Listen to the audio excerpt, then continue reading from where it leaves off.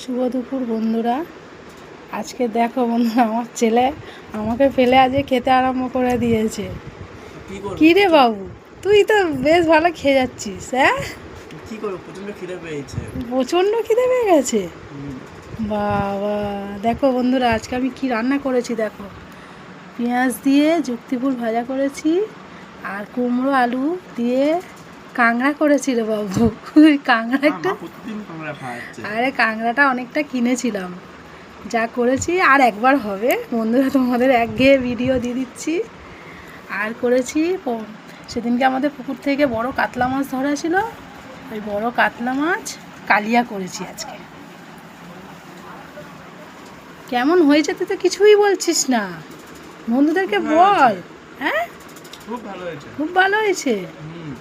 বন্ধুরা যারা যারা আমার মার হাতে রান্না খেতে ভালো চাও, তারা আমাদের বাড়ি আসতে হবে কিন্তু।